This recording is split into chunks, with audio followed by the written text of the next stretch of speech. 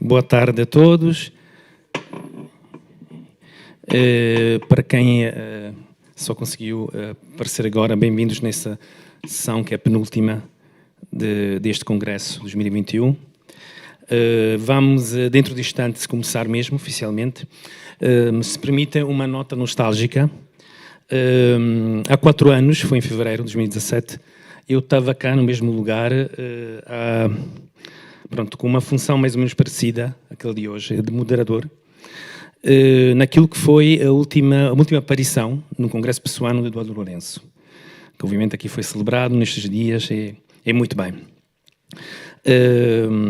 A sala estava muito cheia porque aquilo foi de facto um evento assim, não previsto, porque o Eduardo Lourenço estava previsto inicialmente o programa, mas depois estava com problemas de saúde, e, portanto cancelou. Mas no último dia, sem dizer nada a ninguém, apareceu, e como sempre acontecia nos todos os congressos, todos os eventos pessoanos, colocou-se na primeira fila. E, portanto, nós ficamos aí da comissão a dizer, mas então, vai só aqui ver, não vai certamente falar. Mas 10 minutos antes, porque estava no programa uma entrevista ao professor José Gil, o professor Eduardo Lourenço disse, se quiserem eu sinto bem para poder falar. Pronto, portanto, eu estive aqui com o professor Eduardo Lourenço e com o professor José Gil. Repito, numa função que era de moderador. Pelo menos foi assim só na teoria. Porque na prática a minha moderação paralisou. Quando esses dois gigantes de pensamento filosófico que estão ao meu lado começaram a desafiar-se um ao outro com perguntas metafísicas em torno de aspectos da obra de Fernando Pessoa. E quando começaram a atingir os píncaros de uma dimensão hermética superior. Pronto, eu estava praticamente, como dito, paralisado, estava a ver este evento único em Portugal acontecer mesmo ao meu lado, e naquele momento eu confesso que me senti como uma peça da mobília do Salão Nobre da Casa do Alentejo. Portanto, completamente inútil e é só ali decoração. E mesmo assim, mesmo nesse estado de reductio ad objectum, tive ainda alguma capacidade de guardar na memória 2, 3 frases do professor Eduardo Lourenço, que obviamente já ficaram na história, que acho que fazem sentido porque um ambiente que estava um ambiente mesmo a ferver com esta situação inesperada. O professor Eduardo Lourenço, com a sua... Era o hábito dele entrar de forma muito humilde, quase ausente, e reparou nesta excitação. Estava o professor José Gil, sabia que era uma coisa completamente improvisada, e sentou-se numa postura que estava quase a dizer, não reparem por mim, eu não estou cá. E realmente depois, aliás, disse uma frase tipo, estou aqui como fantasma em mim mesmo. E a partir daí foram uma série de expressões, algumas delas também, não é, que valem para o professor Lourenço como valem para nós. Por exemplo, ele admitiu que ele referiu-se a si próprio como uma vítima da passagem do astro da fulgurância a Fernando Pessoa. E depois disse uma frase, e portanto depois a partir daí que quero depois começar a conversar com os nossos convidados, disse uma frase que valeu para toda a gente. Foi. Não é? Não depende de mim, pois não. Pronto. É o fantasma do professor Lourenço. Pronto. Porque ele já sabe aquilo que eu vou dizer a seguir. Ele começou olhou para a plateia e disse, estamos aqui como se fôssemos uma seita. Portanto, seita, obviamente, de pessoanos, uma espécie de seita. E, portanto, é por isso que agora, com estas palavras do Lourenço, eu dou as bem-vindas, digo bem-vindos à Sara Rodi, a Rui Lage e ao Pedro Eiras, bem-vindos à seita dos pessoanos. E, para além disso, quero mesmo agradecer aos 3 convidados, à Sara, ao Rui, ao Pedro, não apenas para terem aceito este convite do Congresso, do convite de participar como oradores, mas como também por ter aceito um desafio extra. O desafio de vir aqui numa sessão pensada propositadamente para eles. E já sabiam que iam se entregar por completo ao improviso. Bom, dito de outra forma, nesta sessão não vamos assistir a apresentações ou a apresentações de 3 textos, não vamos assistir a palestras, a semelhança daquilo que temos tido ao longo de 3 dias, que nós vamos aqui a acompanhar durante uma hora será uma conversa fluida entre os três, os nossos convidados, em torno daquilo que muitos gostariam de saber fazer, eu inclusive, mas que poucos realmente conseguem concretizar, pelo menos com o talento e os resultados da Sara, do Rui e do Pedro. Isto é, portanto, escrever belíssimas obras de ficção. Aliás, ficções é realmente o título que foi pensado para esta mesa, e como hoje de manhã o Diego Jiménez disse, ficção vem de uma palavra, etimologia, não é?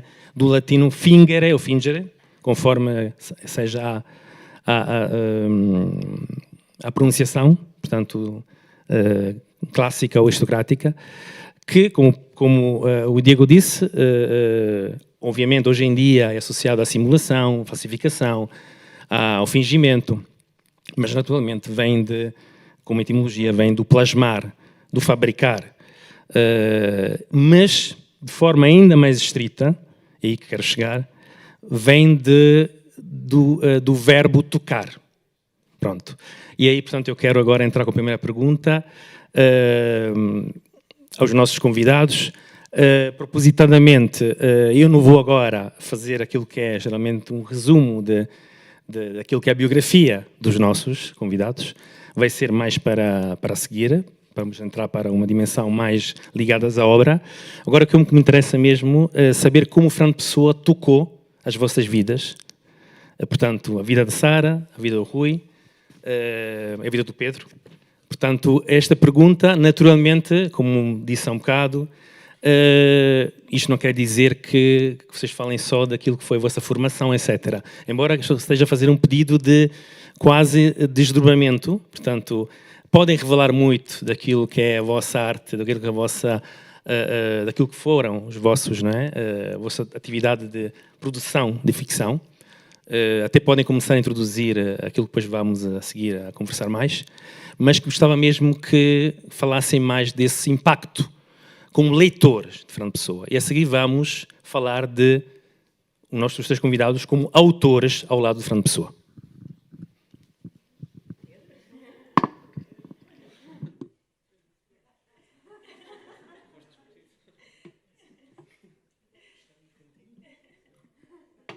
Está bem? Então, olá, boa tarde a todos e a todas e aos meus companheiros, companheira de mesa. E sim, estamos no improviso, vamos lá ver o que acontece, como se nota. Se calhar eu começava por dizer isto, eu sou um académico, pronto, evidentemente. Já estou a dar esta pista que é importante. Quer dizer, teoricamente, Fernando Pessoa para mim é programa, matéria, sumário, conteúdo da aula e por aí fora. Teoricamente eu tenho de falar sobre ele, tenho de ensinar Pessoa, tenho de escrever sobre Pessoa várias vezes. Então, esse é o primeiro toque. Eu sou tocado pela minha profissão, muito burocraticamente. Não posso fugir por aí. E, de repente, já não é verdade, porque eu nem sequer estou aqui agora como professor ou ensaísta, ou estou aqui neste papel muito atípico para mim de estar num colóquio, no palco do colóquio e não trazer uma comunicação. Coisa rara, vinha no comboio completamente aflito, será que trouxe a comunicação? Não há comunicação para trazer, portanto não há possibilidade de falhar por aí. Coisa estranha e inquietante. Agora, e passo já a palavra, mas se devo falar de mim como leitor tocado por Pessoa, muito antes de ser professor ou ensaísta ou o que seja, antes disso tudo fui leitor, sem dúvida. E a Pessoa é uma espécie de cerco, não é? Se ele tem 150 e tal nomes, realmente são muitos nomes para cercar uma pessoa. Não é um só, não é apenas uma perseguição de um a um, é uma espécie de rede. E que eu fui conhecendo cedo, com 14 ou 15 anos, por aí, sensivelmente, com aqueles acidentes biográfico-escolares de ser um autor que aparece, lá está, de novo nos programas e por aí fora. E a verdade é que havia outros autores nos manuais, claro, muitos, dezenas, centenas, e o Pessoa tinha qualquer coisa de particularmente inquietante. Enfim, se calhar podemos falar disto depois e do momento em que eu deixo de ser leitor e preciso de escrever algo a partir daquilo que li, mas não quero ficar leitor apenas. Para todos os efeitos, o que me interessou no Pessoa foi eu não compreender. E era isto que me tocava, em primeiro lugar, era não entender o que estava a ler. Interessante. Não sei se o Rui, já agora. Sim, bom, o Pedro começou por dizer que é um académico. Eu posso começar por dizer que eu era um académico. Mas também sei que, de facto, é um pouco desconcertante estar num contexto destes, não coloca sobre a pessoa, de facto, sem trazer uma comunicação no bolso, ou pelo menos sem ter o índice de uma comunicação mentalmente. Mas em relação à minha experiência enquanto leitor de Pessoa, bom, não há nenhuma epifania que me tenha deixado o corpo e a alma a tremer, ou nenhuma revelação que me tenha deixado cego durante umas semanas. Eu acho que a minha experiência de leitor de Pessoa, penso que é a experiência da esmagadora maioria das pessoas. Também tomei contacto com a Pessoa quando tinha 14 ou 15 anos, tal como o Pedro, não o compreendi na altura. Mas eu acho que aquilo que... acho que a sedução do Pessoa tem um pouco a ver com... Pelo menos para mim teve, agora pensando bem nisso. Teve a ver com o Bernardo Soares, com o livro do Desassossego, e com esta impressão, esta percepção de que o Bernardo Soares revela uma coisa extraordinária. É que revela que a existência mais banal, mais anónima, mais monotónica, mais remediada, tem uma profundidade quase inesgotável e infindável. Não é? A arca do Pessoa, aparentemente, também não, é uma espécie de uma caixa sem fundo. E, no fundo, o Pessoa mostra-nos isso, que a existência mais anónima, mais impessoal, mais corriqueira, pode ter uma profundidade extraordinária. Não é? E, portanto, enquanto leitor de Pessoa, acho que essa é a minha primeira, digamos, percepção ou reflexão em torno da obra dele. Estão ligados já. Então, olá, muito boa tarde. Conseguem ouvir bem? Sim. Eu tenho que começar então por dizer que nunca fui académica, não sou académica e provavelmente com esta idade também já não serei académica, ainda que ando com muita vontade de estudar. Mas... E por isso mesmo tenho que agradecer e fazer um agradecimento especial por estar aqui à Casa Fernando Pessoa, à Clara, ao António, exatamente por não ser académica e por poder vir aqui. Eu estou mais habituada a falar sem comunicação, mas estar aqui presente, a ouvir todos aqueles autores que eu li e que eu leio e que eu gosto muito de ler para trabalhar para os meus romances, de facto, tem sido estes 3 dias, foram absolutamente um privilégio.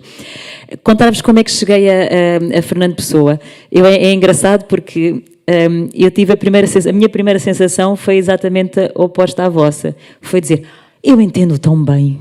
Claro, absolutamente inconsciente, porque não conhecia de facto, mas lembro-me porque eu comecei a escrever muito cedo, com uma urgência de escrever, portanto ia escrever para a varanda, à noite ao luar, e portanto aquilo andava completamente embriagada pela escrita, e portanto todas aquelas temáticas que eu comecei a ler sobre Fernando Pessoa, que ele escrevia sobre a criatividade, a fronteira entre a criatividade e a loucura, tudo aquilo me interessava e eu parecia que de facto o entendia muito bem na minha profunda inconsciência, e depois o livro do Desassossego, eu lembro-me, tenho experiências de estar a ler o livro do Desassossego no autocarro e ler uma frase e ficar tão tocada, a palavra é essa, por Fernando Pessoa, que eu nem saía na estação, portanto, quando dava por mim já estava noutro sítio qualquer, só com aquela frase, e portanto foi absolutamente tocante. Para mim é um autor, mas que lá está, entretanto depois andei por outros caminhos, por outras viagens,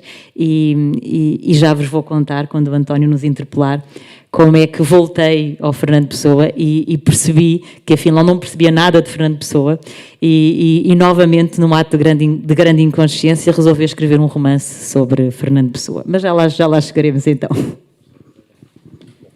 Já só aqui, vamos portanto, abrir as cortinas para compreendermos melhor os autores que estão aqui à nossa frente, porque realmente não podem parecer leitores tímidos, não é? Com poucas palavras, mas são autores extrovertidos. O Pedro, como, pronto, já disse que é professor, que, portanto, continua com esta atividade de literatura, professor de literatura portuguesa na Faculdade de Letras da Universidade do Porto, enquanto o Rui tem muita coisa, não é? Quer dizer, uma vez que deixou de ser académico, começou já a escrever com uma série de trabalhos de definições de contos e romances e foi logo distinguido com muitos prémios. E não é só isso, porque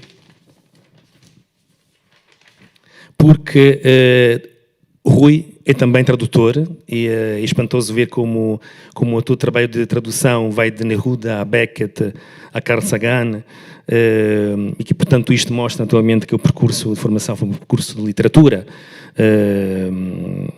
com um doutorado na Faculdade de Letras da Universidade do Porto, mas pelo trabalho que estás a desenvolver hoje em dia, não é? Nos últimos anos, é um trabalho mais de intervenção social, não é? Podias dizer de ativista político lá fora, mais do que aqui, não é? Pronto. E portanto, isto era interessante porque aqui temos a Sara, que tem uma formação diferente, portanto, não é de literatura, mas sempre no âmbito das ciências sociais, daquilo que depois é também a prática de escrita. Já escreveu várias dezenas de obras, quer de literatura de adultos, não é? Que nós podemos ler, também literatura infantil, e até aqui podem ver que há alguma, digamos assim, heterogeneidade, e depois acontece uma espécie de milagre que muitas vezes acontece quando temos escritores tão férvidos. Este milagre é precisamente a produção destes 3 livros. O livro que estou aqui, tenho o primeiro, é do Rui, que é O Invisível. Depois temos o romance, que em princípio deve ser, em termos de cronológico, o último dos 3, que é o livro da Sara Rodi, O Quanto Amai, Fernando Pessoa e as Mulheres da Sua Vida. E temos ainda aqui, para acabar, o livro de Cartas Encontradas, do Pedro Eiras. Agora, também estes livros, e aqui sim, que vamos agora mesmo entrar, do porquê estão aqui conosco. Estes 3 livros contêm histórias diferentes, argumentos diferentes, estilos diferentes, mais uma heterogeneidade, mas depois encontram realmente um ponto de união, que não é apenas não é apenas o Fernando Pessoa, porque estes 3 livros têm como protagonista ativo e passivo Fernando Pessoa. Eu vou mesmo assim entrando aos poucos nas vossas histórias, mas eu gostava de facto que vocês a falar daquilo que está no vosso livro. Mas primeiro queria dizer que há um outro elemento que vos une em relação a estas obras que escreveram e que tiveram como referência Fernando Pessoa. É o caráter detectivesco que está no vosso livro e que estava naquilo que é um trabalho, há um bocado falamos muito com a Sara acerca disso, um trabalho que geralmente o público não vê ou pensa que seja uma coisa, pronto, imediata, natural, um trabalho de pesquisa.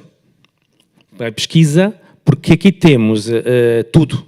Temos a biografia de pessoa real, verídica, temos trabalho de quem, não como no caso da Sara, por exemplo, não ficou muito contente com aquilo que tinha encontrado, por exemplo, acerca das mulheres da vida de Fernando Pessoa, então fez uma pesquisa ex novo, naturalmente percorrendo aquilo que são os caminhos necessários do espólio, etc., à procura de algumas figuras femininas que eram um pouco retratadas nas biografias. E temos este evento que supostamente aconteceu em Paris, num hotel, e que viu o protagonista, o Pedro, que encontrou, parece ter encontrado, eu aqui, pronto, também tenho algumas dificuldades, mas são pelo menos 30 ou 40 cartas, não é? Mais alguns postais, do período 15-16, não é?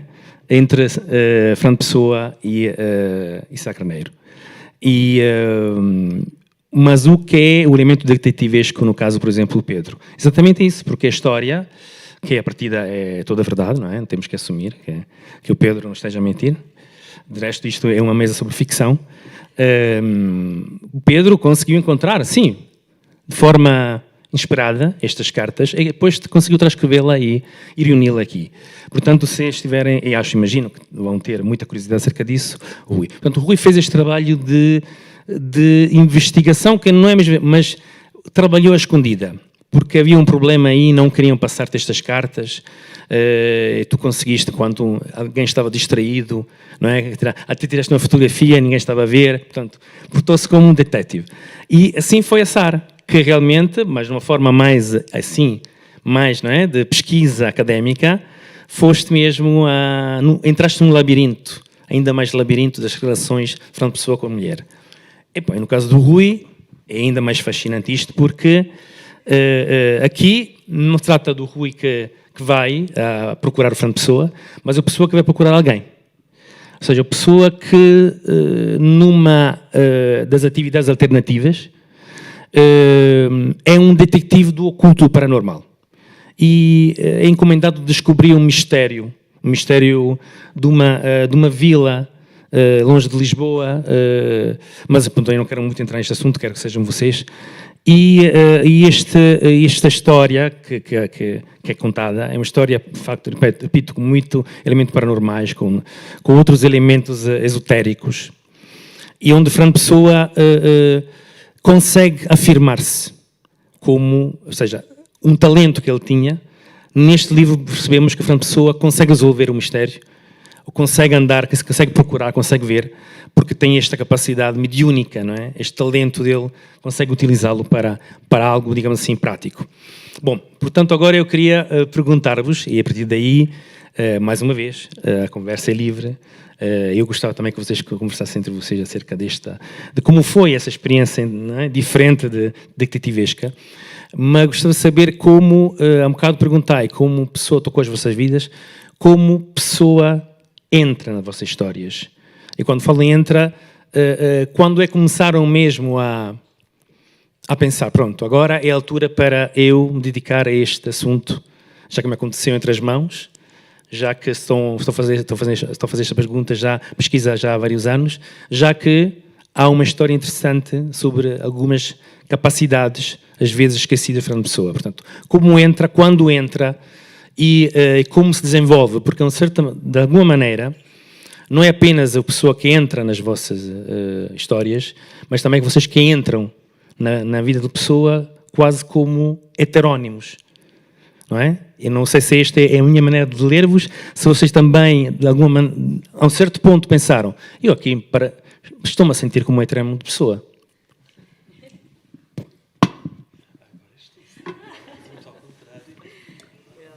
Há bocadinho devíamos ter trocado e eu agora ficava com a parte mais fácil.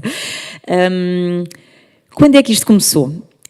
Começou agora já faz 8 anos, quando eu, um dia, completamente por acaso, descubro uma fotografia de Fernando Pessoa, uma fotografia que todos vocês provavelmente que aqui estão conhecem, em que Fernando Pessoa está rodeado de um conjunto enorme de mulheres. Portanto, tem a avó Dionísia, tem as tias-avós, tem a tia Anica, e a fotografia é muito curiosa porque o Fernando Pessoa, que é um jovem na altura, está com um ar aflito, portanto, rodeado de todas aquelas mulheres.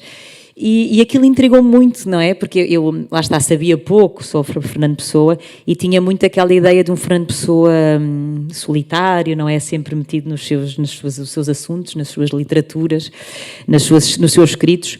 E foi por mera curiosidade que eu comecei a queria perceber melhor quem eram aquelas mulheres. Pronto, da avó Dionísia já sabia qualquer coisa, portanto, a avó louca, já tinha havido uma peça de teatro, portanto, já sabia qualquer coisa, mas depois comecei tentar descobrir quem eram as outras mulheres, até porque elas tinham um ar de mulher general, portanto fortes, que contrastavam totalmente com a figura dele, franzino, assustado, no meio delas.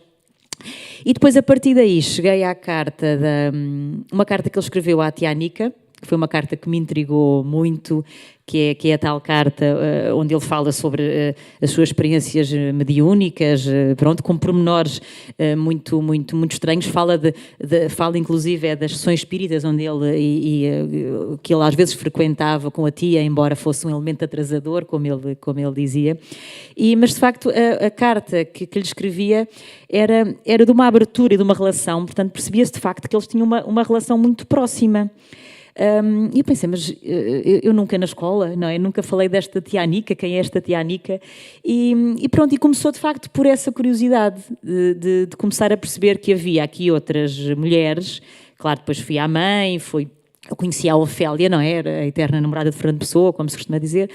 E começou por aí, pronto, até eu propor à minha editora que gostava de fazer qualquer coisa sobre isto. Agora, claro, eu tinha um problema, porque, claro, há as biografias de Fernando Pessoa, e depois tornou-se um trabalho insano, porque há muita produção, e aí sim foi um trabalho detetivesco, como tu disseste, porque a dada altura é impossível não ler tudo o que há, não é? Porque há muito e tudo é importante, e cada investigador olha de determinada maneira, e portanto, quanto mais lia, mais tinha noção que me faltava ler muito mais. Mas também tive a oportunidade, lá está, se calhar porque não sou académica, de não ler só os académicos, mas ir falar com historiadores, com pessoas ligadas, por exemplo, que conhecem as figuras de Lisboa, pessoas ligadas ao feminismo, porque Fernando Pessoa é contemporâneo das lutas feministas, portanto, de um conjunto de mulheres importantíssimas que viveram naquele período, foram contemporâneas dele, e assim como falei com médios, com pessoas que me explicaram como é que aquilo funcionava, mas a única forma que eu tive, pronto, quando tinha mais ou menos uma ideia de como é que cada uma destas mulheres, ou pelo menos aquelas que eu escolhi, porque há sempre mais, aliás, ontem tive a oportunidade de almoçar com a Manuela Parreira da Silva, que me falou noutra mulher que eu desconhecia, e portanto já podia provavelmente só deste almoço escrever outro livro. Mas foi muito interessante porque... Agora agora perdi-me um bocadinho, desculpem. Portanto, isto foi um trabalho que foi evoluindo. Mas já sei, já vou retomar. E, portanto, o que é que aconteceu? Como eu não tinha forma de comprovar, quer dizer, tinha forma de comprovar os dados, não é? Tudo aquilo que fui lendo, mas não tinha forma de comprovar a efetiva importância de cada uma destas mulheres na vida de Fernando Pessoa. E então, a dada altura, num Becks and Seed, ainda que claro que eu pudesse só romanceá-lo com as minhas ideias, as minhas teses, entre aspas, eu pensei, o que é que Fernando Pessoa faria no meu lugar? Perguntaria aos astros. E então fui falar com um astrólogo, eu percebo que sou uma nulidade na matéria, mas fui falar com um astrólogo e perguntei-lhe se era possível criar os mapas destas mulheres e se era possível comparar estes mapas com o mapa de Fernando Pessoa, para, à luz da astrologia, em que Fernando Pessoa acreditava tanto, perceber se estas mulheres, até que ponto é que elas influenciaram a vida de Fernando Pessoa em determinado ponto. E foi muito interessante, porque aquilo corroborou quase todas as minhas teorias, entre aspas, noutros casos deu-me novas pistas. Aliás, eu depois incluo estas cartas, para quem gosta da astrologia, imagino que seja um material interessante. E portanto, foi um bocadinho por aí. Sendo que a dada altura já vos passo a palavra para eu não me alongar muito, resolvi criar uma outra mulher, que há quem diga que é uma espécie de um alter ego meu, porque é uma mulher, porque isto tudo se passa nos últimos dias de Fernando Pessoa.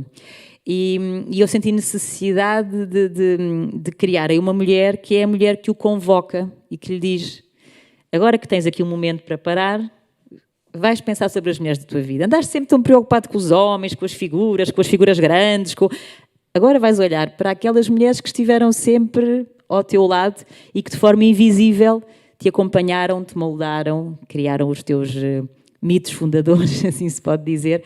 E portanto, esta mulher é uma enfermeira, é a enfermeira que o acompanha e que, sem querer revelar muito, chega a pedi-lo em casamento no final. E essa mulher, aí de facto, que eu acho que também tem uma atitude de detetive, não é? Detetive das emoções. Ela vai estar a querer saber quem é aquele homem que está à frente dela, que é um homem que ela não conhece, e vai convocá-lo de uma maneira que nós às vezes temos pudor, mas aquela mulher, porque não o conhecia, convoca-a de forma, vou usar uma palavra, escarrapachada, porque de facto queria saber tudo e de forma rápida, porque não sabia quanto tempo é que ele sobrevivia. E, portanto, já vamos ter tempo para conversar mais um bocadinho, mas, assim, basicamente, foi esse o mote, foi esse o desenvolvimento do trabalho e pronto, e depois descobri outras coisas muito giras que vamos ter aqui a oportunidade de falar com certeza. Passa a palavra. Nem sei muito bem por onde é que é de começar, para ser franco. Eu acho que o meu Pessoa é um contra-pessoa. Aliás, o Pedro Serra escreve um pós-fácio à tradução para espanhol do romance, que é um texto belíssimo, até enquanto um ensaio pessoano, independentemente do meu romance. E ele fala até num Pessoa contra-biográfico. Não é? E eu acho, eu já tentei procurar várias teorias explicativas para justificar a mim próprio esta minha abordagem romanesca à figura da Pessoa. Tenho várias, vou oscilando entre umas e outras. Mas parece-me que, até voltando à questão do leitor, eu acho que no fundo o Pessoa que está no meu romance, e que de facto é quase uma espécie de heterónimo de mim mesmo, ou então sou eu um heterónimo esquecido de Fernando Pessoa, não? É uma Pessoa que não tem nada a ver com aquela, como dizia o Otávio Paz, com o fantasma taciturno do meio-dia português. Que nós temos, penso, nós não, porque isto é um colóquio académico, apesar de tudo, mas penso que as pessoas em geral, os leitores de Pessoa, construíram uma ideia do Pessoa como uma espécie de figura meia ilusiva, não é? Uma espécie de figura à beira da evaporação, quase. E uma Pessoa é exatamente o contrário disso tudo, é uma Pessoa carnal, é uma Pessoa intrépido, é uma Pessoa com coragem física. Coragem intelectual nós já sabemos que a Pessoa tinha, a rodos, mas coragem física não há nenhum testemunho disso. E, portanto, no fundo é um bocadinho uma tentativa de me desenfastiar a mim próprio, digamos assim, de uma Pessoa que eu acho que hoje está muito estilizado, digamos assim. Vê-se até em alguma mercantilização em termos de objetos, de recordações que se compram aqui por Lisboa. Portanto, há uma espécie de cansaço e de usura da figura do Pessoa quase a roçar o cartunesco. E eu, no fundo, queria uma Pessoa completamente diferente. Queria uma Pessoa que dinamitasse ou armadilhasse um bocadinho esses lugares comuns, mas não o tirei a ferros da minha imaginação. Digamos que eu escrevo este romance sempre no fio da navalha entre o verosímil e o inverosímil. E com a perfeita noção de que a qualquer momento a Pessoa pode cair para o lado do inverosímil. Portanto, a minha tarefa foi essencialmente puxá-lo para o lado de cá, quando me parecia que ele estava a cair no lado do inverosímil. Mesmo assim, não sei se foi sempre bem sucedido. Mas isso, os leitores é que terão que dizer. Em relação ao lado do detetivesco, bom, ele é de facto, digamos, a profissão dele, o ganha-pão, o rendimento da Pessoa no meu romance é de detetive, mas um detetive do oculto. E aí é evidente que eu me inspirei um pouco numa tradição da literatura anglo-americana que é dos occult detectives, que penso até que já terá sido aflorada aqui, pelo menos em alguns aspectos. Mas na verdade é um detetive que investiga um enredo, há uma trama, mas parece-me que essa trama e esse enredo são a certa altura um pouco secundários. Eu acho que ele é um detetive platonista. Um detetive platonista. E porquê? O Pessoa era um platonista.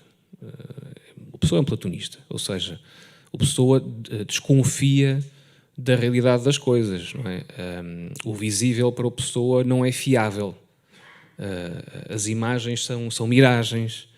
E, portanto, o mundo é, digamos, uma sombra de um outro mundo. Nós próprios somos sombras de um outro. E eu acho que, no fundo, este Pessoa é esse tipo de detetive. Não é? Um detetive que é uma espécie de mediador. E daí a magia. Não é? A questão da magia que surge no meu romance não é porque eu tenha algum especial gosto na magia, que nunca tive.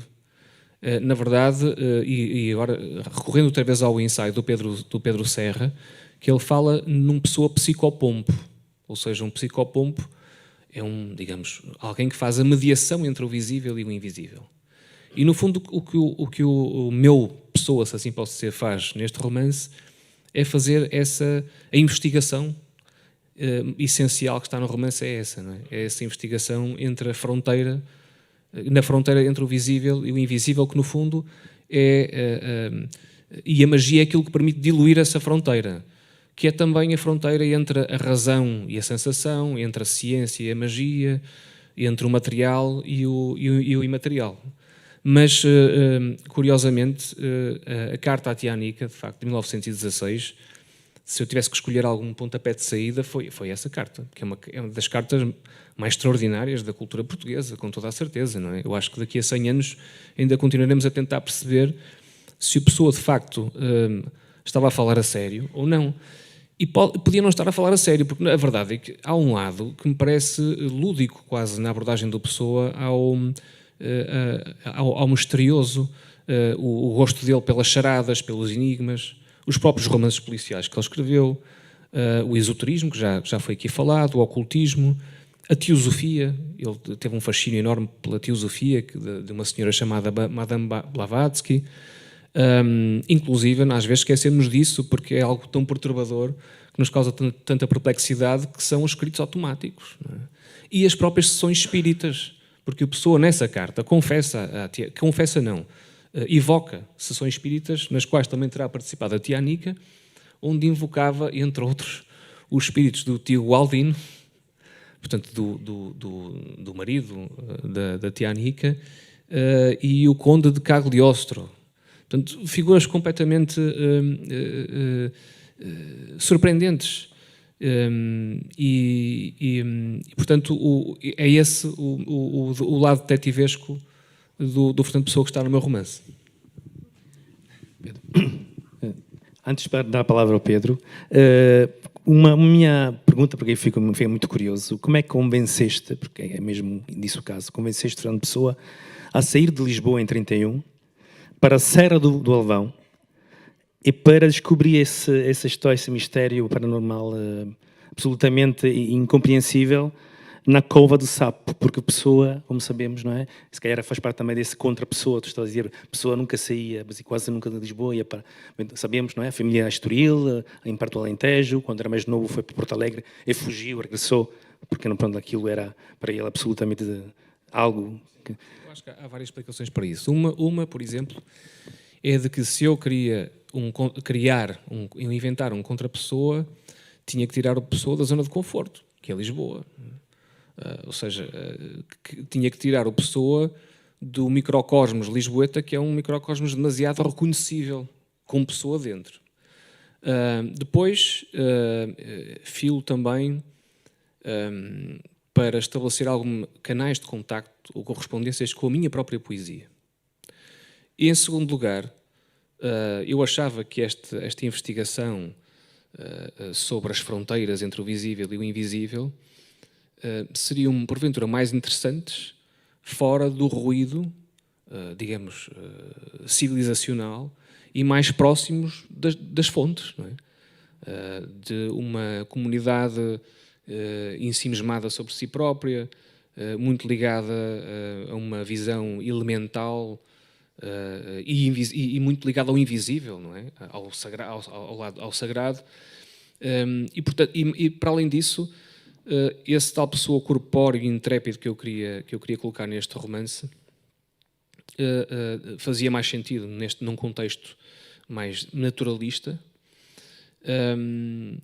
E acho que, no fundo, uma Pessoa, agora voltando um bocadinho atrás, nunca me tinha ocorrido, mas é uma espécie de mistura entre o Fausto e o Mefistófeles, não é?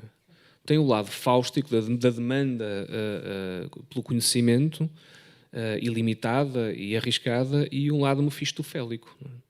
Aliás, há outro elemento no meu romance que também tem a ver com tudo isto, que é os episódios que se passam na África do Sul. Eu, no fundo, aproveitei-me dessa lacuna da coluna na biografia não, na obra pessoana, para criar uma espécie de versão alternativa da gênese heteronímica do Pessoa. Não é? Aliás, o Pessoa, na África do Sul, encontra precisamente o Alexander Search. O Search é talvez o primeiro heterónimo digno desse nome que a Pessoa cria. Tem a mesma data de nascimento do Pessoa. Essa data de nascimento... E para além disso, o Search, como se sabe, era apresentado pela Pessoa como residente no inferno e estabelece um pacto com o Jacob Satan, que curiosamente aparece nas notas como dono, mas não rei do inferno. Mas vou passar a palavra ao Pedro, porque para não me alongar demasiado. Então, eu já não sei bem qual era a pergunta, porque acho que eram várias, em rigor, e bem exigentes, e ainda por cima, pelo caminho, já surgiram outros materiais que eram muito interessantes para nós todos dialogarmos, até porque acho que andamos, às vezes, a resolver problemas dialogantes, no mínimo dialogantes. Mas vou tentar ver se consigo ir repescando as várias pistas. Primeiro, fiquei a pensar há bocado na palavra seita, porque acho que disseste assim, António, bem-vindos à seita, não é? Muito obrigado. Não? Para começar, acho que posso falar em nome dos três. É curiosa esta palavra e tudo o que ela implica, e ela faz sentido, claro, a seita pessoana, vou brincar aqui. Tu não és um neófito, já estiveste aqui. Sim, eu já tive uns rituaizinhos de iniciação, mas enfim, estamos sempre a entrar de novo nesta espécie de comunhão entre nós e, ao mesmo tempo, o que me faz pensar e, por um lado, resistir à palavra é que, em simultâneo, não há nada mais aberto do que o texto de Pessoa e a literatura em geral. A literatura é uma espécie de antisseita, no sentido em que ela está aí, ela está disponível e qualquer pessoa pode chegar e ler. E isso é muito bonito. Claro que a seguir nós inventamos as nossas próprias alianças secretas, partilhadas, a 2, a 10, a 1000, instantâneas, e às vezes saímos de uma paixão literária e depois entramos noutra a seguir e geram-se estes fenómenos. Mas, em primeiro lugar, os livros estão abertos, o que é absolutamente extraordinário. E abrem as portas para nós. Isso é muito belo. Depois falávamos, todos nós, de detetives e também de nós como detetives, a nossa personagem como detetive, etc. Bom, aí funciona para mim como uma luva, porque muitas vezes escrevo num jeito detetivesco, quer dizer, antes de escrever tenho de ler. E, de alguma maneira, a minha escrita é uma tentativa de resposta àquilo que li e, se calhar, às zonas de sombra da leitura feita primeiro. O que não é nem bom nem mau, nem é uma regra geral, e também posso escrever, às vezes, de uma maneira completamente diferente, sem livro nenhum. Mas, quando se entra nesse jogo de escrever por causa de certos livros que estão ali abertos ao lado, bom, então as regras do jogo, de repente, são muito exigentes. Elas pedem um determinado caminho e é preciso jogar e não fazer batota. Aliás, o que é bonito num jogo é exatamente obedecer àquelas regras e não inventar uma batota qualquer. E quando se escreve a partir de outros livros, e eu diria que isso é mais que recorrente ao fim e ao cabo, então é preciso que o nosso livro seja uma peça do puzzle, ou pelo menos a invenção de um novo puzzle a partir do primeiro, etc. Então, sim, 100% de acordo aí, sinto-me inteiramente como detetive, com esta pequenina ressalva. O detetive que apenas resolve um enigma prévio interessa-me pouco. Quer dizer, sim, claro que também leio romances policiais, enfim, menos do que quereria, deveria, etc. Até sou bastante ignorante na área, mas ainda assim, claro que gosto de capítulo 1, descobrir quem morreu, capítulo 2, 3, 4, 5, descobrir a pleiade de personagens, e capítulo último, o Sr. Poirot reúne toda a gente na sala e vai dizendo por que razão podia ser este, podia ser aquela, podia ser aquele outro, e contudo não é aquela acolá. Muito bem. Gosto disso, isso diverte-me, isso agrada-me. Como não? É tudo feito para uma certa mecânica reconhecível do mistério/resolução. Mas confesso que também há uma espécie de melancolia, sempre, quando encontro aquela solução e descubro quem foi e, portanto, de resto, o livro, passado 2 páginas, 3 páginas, acaba. Claro, porque está feito. E isso é melancólico. O que eu queria acrescentar então no trabalho detetivesco é uma espécie de pesquisa infinita sem criminoso. Há um crime, todos nós estamos aqui a trabalhar com este crime chamado literatura, este crime Fernando Pessoa, mas talvez aquilo que me agrade aqui é o caráter completamente insaciável desta procura. Aquilo que fica sem a solução. Apesar dos pequenos gostos, dos pequenos encontros, há algo que não se encontra jamais. E, bom, e para tentar acabar, sobre o meu próprio livro, bom, posso explicar 1 ou 2 coisas muito rapidamente. Sim, tens muito para explicar, são 71 peças aí, que para além de aqui estimular a curiosidade de muitos pessoanos que nunca encontraram, gostamos também de saber como são estas cartas, se estas cartas são diferentes das cartas que nós conhecemos, se há elementos que revelam facetas dos dois que nós não conhecíamos. Bem, vou dar o meu melhor. Vamos lá ver. Então, 1 ou 2 aspectos muito introdutórios e, em rigor, conhecidos de toda a gente aqui, mas permitam-me então partir do beabá. Como todos sabemos, há uma rica correspondência entre Fernando Pessoa e Mário de Sá Carneiro, nomeadamente quando Sá Carneiro está em Paris, claro. Quando estão os dois em Lisboa, à partida não há grande correspondência, a não ser pequenos bilhetes a dizer encontramos-nos logo à noite no Café X, é tudo. Para todos os efeitos, há essa monumental, extraordinária, inteligentíssima e também muito encenada, teatral, correspondência, sendo que as cartas de Sá Carneiro para Pessoa foram conservadas por este último e, como tal, são publicadas logo nos anos 50 enquanto monumento literário, ou seja, há a poesia de Sá Carneiro, há as ficções de Sá Carneiro, há o teatro fraquinho de Sá Carneiro e há as cartas de Sá Carneiro, um volume absolutamente extraordinário, mas as cartas de Sá Carneiro, as cartas de Pessoa para Sá Carneiro, misteriosamente perderam-se em 1916, enfim, é uma longa história detetivesca, precisamente, não vou entrar em pormenores. Mas há isto, há uma perda, há um texto desaparecido. E desde 16 que esses textos não apareceram mais, embora a certa altura o próprio Fernando Pessoa tente reencontrar essas cartas, sem ir a Paris, mas através de outras pessoas. O próprio pai de Sá Carneiro chega a ir a Paris, onde não encontrou cartas nem escritos nenhuns. Enfim, há algumas pessoas que realmente tentam ir recuperar esses textos. Nada feito, ninguém sabe de todo. Enfim, há teorias, mas não sabemos em rigor o que aconteceu. E depois vimos, nós todos que aqui estamos, não é? E que vivemos esta angústia doentia, insone de não termos aquelas cartas. Não é pequena perda.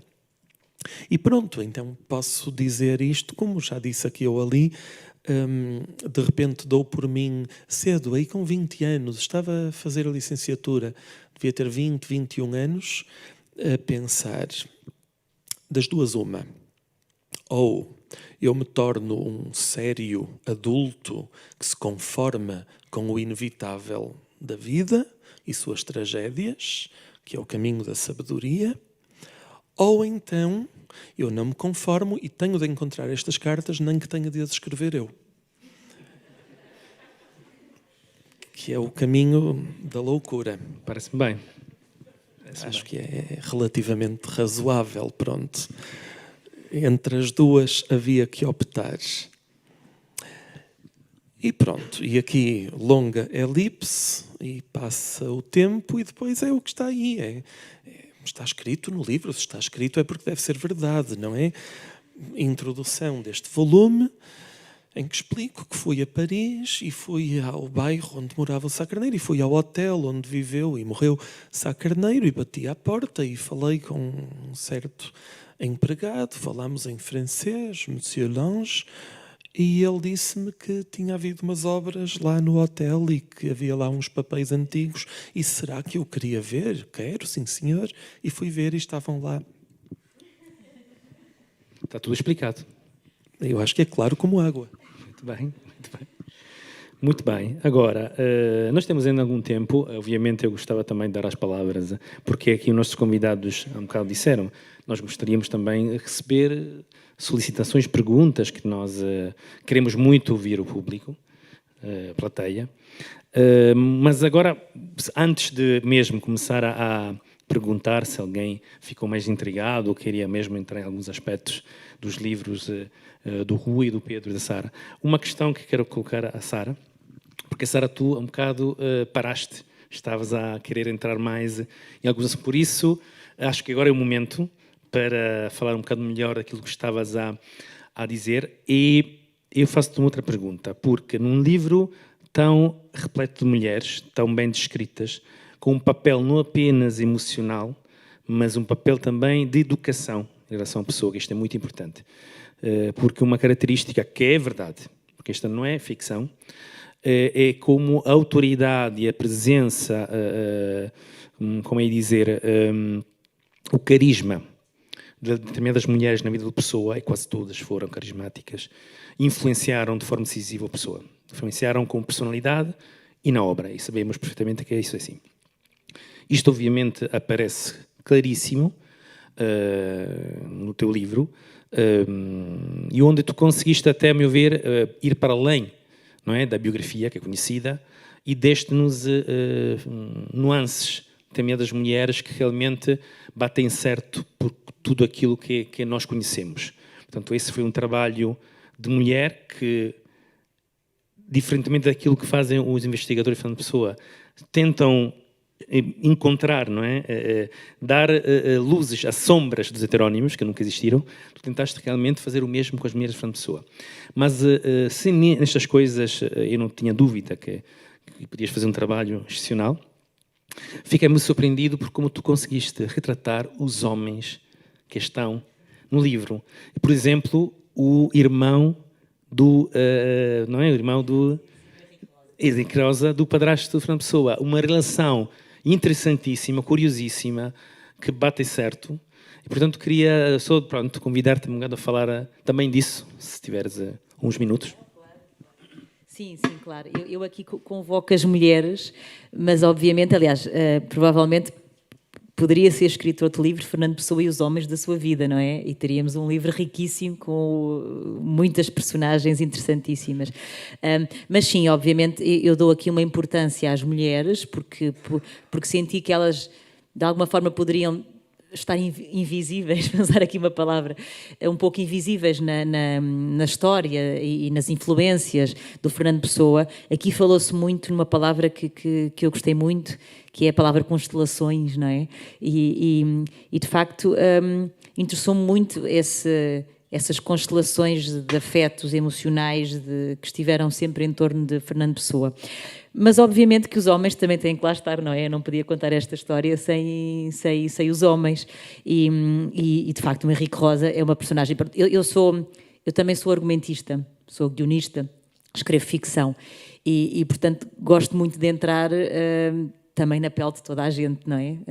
Até dos animais, dos extraterrestres, gosto muito de entrar na pele de qualquer coisa e portanto, também gosto muito de fazer o exercício de entrar na pele dos homens.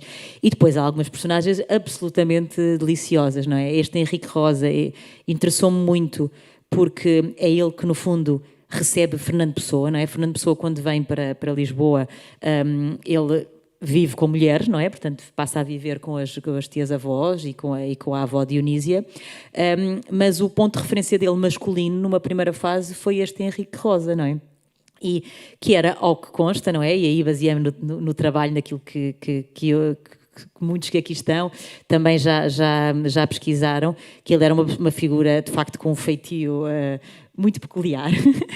Havia histórias até que se contavam onde ele perseguia os carteiros com a bengala e pronto, inventava doenças. Portanto, era assim uma personagem muito caricata. Tinha uma grande biblioteca, portanto, ao que consta, e foi ele que introduziu Fernando Pessoa até em alguns autores que depois Fernando Pessoa leu e tem na sua biblioteca. E pronto, eu vou um bocadinho mais longe, não é? E Henrique Rosa leva Fernando Pessoa pela primeira vez a uma casa de prostituição e corre muito mal. Pronto, aí deixo já à vossa imaginação. Era a casa da Madame Blanche, que é uma casa que existia, portanto, o que lá está também está bem documentado. Esta era uma mulher muito, muito famosa, que iniciava jovens aqui em Lisboa nesse período. E pronto, e consta não. Depois há aqui toda uma parte de ficção, porque de facto acaba por ser também Henrique Rosa, ou pelo menos como eu o coloco, a dar-lhe a ler um conjunto de livros que também eram autores que sabemos que Fernando Pessoa leu, autores até bastante misóginos, que refletiam sobre o papel da mulher naquele período e que Fernando Pessoa os leu, anotou e tem inclusive alguns comentários que gostei a digerir e claro, aí baseia-me um bocadinho também no trabalho do historiador, pronto, que os historiadores fizeram, e isso está bem documentado. Aliás, a própria biblioteca de Fernando Pessoa também está hoje disponível e podemos ver isso tudo. E, portanto, esse é um dos homens importantes. Claro, os amigos dele, não é? Todos os amigos dele com quem ele estava também entram aqui de uma forma à luz daquilo que se sabe, mas que vão sempre conduzindo para as mulheres, que era aquilo que me interessava. Portanto, porquê? Porque os amigos apaixonam-se, porque os amigos têm grandes tragédias com mulheres, o próprio Mário Sá Carneiro, não é? Que se suicidou supostamente por causa de uma alegada prostituta. E depois arrisco-me, que foi um grande risco, a pô-los às vezes em conversas de homens sobre as mulheres do seu tempo, não é? Que sabemos que isso era comum. Não só do ponto de vista, de facto, de falar do papel da mulher, porque naquela altura discutia-se o sufrágio feminino, a importância da mulher. Tínhamos mulheres que se tentavam afirmar com dificuldade na própria literatura, e, portanto, isso era um campo disponível à minha frente, em que eu, de facto, nós sabemos alguma coisa, mas era um manancial, lá está as tais lacunas, não é? Nós vamos buscar as lacunas, mas diverti-me imenso, posso dizer, a imaginar-me nos cafés que todos nós conhecemos, não é? Onde eles faziam as suas tertúlias, e pôr-me, homem daquela época, a conversar sobre a Judite Teixeira, sobre a Flor Bela Espanca e sobre outras mulheres, as próprias feministas daquele tempo. Deu-me muito prazer, foi muito interessante. Mas pronto, os leitores dirão também se eu fui longe demais, se eu cometi muitos atrevimentos, uns quantos terei cometido, mas é um período muito rico para isso, efetivamente. Foi um período de muita discussão e, portanto, era inevitável trazê-lo e convocá-lo aqui para este livro, até porque Fernando Pessoa tem muitos textos sobre estas temáticas também, para além de todos os outros, ele escreveu sobre tudo, mas escreveu também muito sobre o papel da mulher e foi mudando o seu posicionamento também ao longo do tempo, e isso é muito interessante.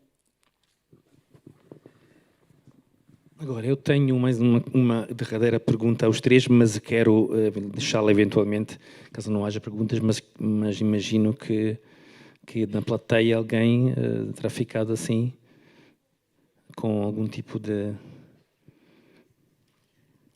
Não sei. Eli? Podem. É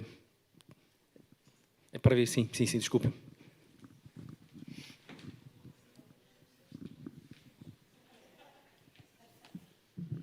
Boa tarde. Meu nome é Vítor Correia. Eu não sou ficcionista, sou investigador. Você consultou os astros para escrever o seu livro. Eu tenho investigado muito Fernando Pessoa como investigador. Portanto, não consulto os astros nem astrólogos. Tenho lido muita obra de Fernando Pessoa e continuo a ler. Neste momento estou a fazer uma pesquisa, tenho feito várias, sobre a rejeição de Fernando Pessoa perante as mulheres. Já reuni 150 páginas, percorro a obra toda dele, mesmo onde é inesperado, por exemplo, as quadras populares, Cartas a Raparigas, fui lá encontrar várias quadras onde ele goza com elas, ironiza e põe dúvidas e, de facto, não é bem assim. Mesmo essas quadras, há muita rejeição para das mulheres. Portanto, penso que o conceito de detetivesco que aqui aplicou à obra destes investigacionistas não se aplica à obra Sarah Roddy, porque o conceito de detetive é para o sinistro, para o obscuro, para o marginal, para o criminoso. Ora, as mulheres, procurar as mulheres em Fernando Pessoa, não tem nada de um detetive, isso não tem nada de marginal, não tem nada de sinistro, de crime. Eu senti-me mais um detetive ao longo dos anos. Tenho investigado Fernando Pessoa, tenho investigado a homossexualidade em Fernando Pessoa, andado a revelar, sinto-me mais um detetive do que você a investigar as mulheres. O seu livro deu asa a muitos equívocos. Fez o público pensar que Fernando Pessoa gostava de mulheres, o que não é verdade. Você disse agora aqui no final, diverti-me imenso a imaginar. Bom, a imaginação, você pode imaginar tudo o que quiser, pode inventar, pode ficcionar, mas não corresponde à realidade.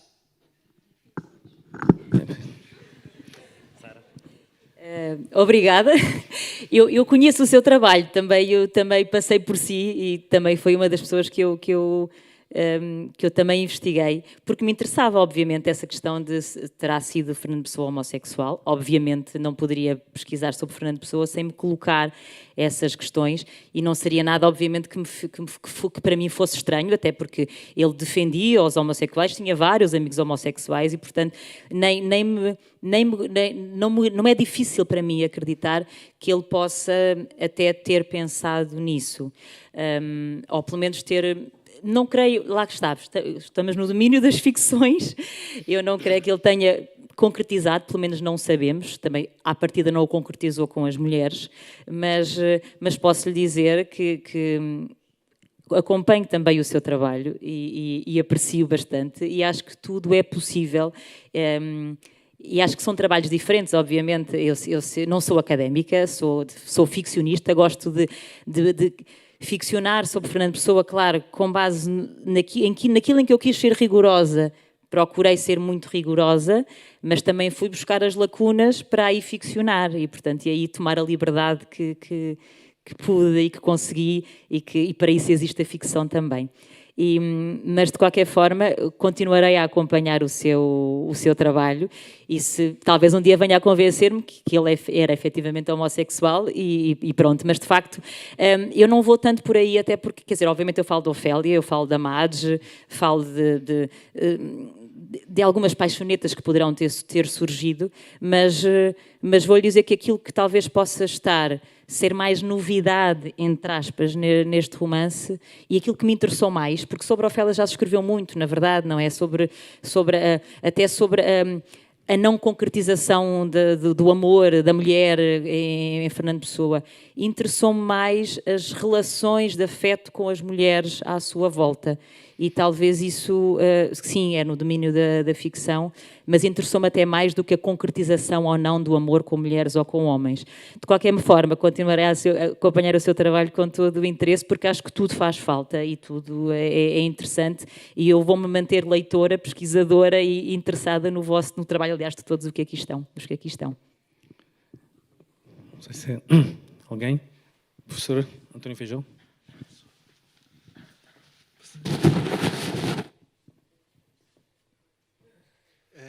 Eu ia sugerir uma coisa que talvez conforte a Sara, e que é o seguinte. Há muitas perguntas sobre qual é a natureza da sexualidade de Shakespeare. Ninguém sabe exatamente em que é que consistiu. E o melhor intérprete dos sonetos de Shakespeare, um académico que muita gente aqui conhece, que é o Stephen Booth, no comentário que fez aos sonetos de Shakespeare, a essa altura diz o seguinte sobre a sexualidade do autor. Sabemos que Shakespeare não foi homossexual, nem heterossexual, nem bissexual, nem assexual. Eu acho que se pode dizer o mesmo de Pessoa. Muito bem.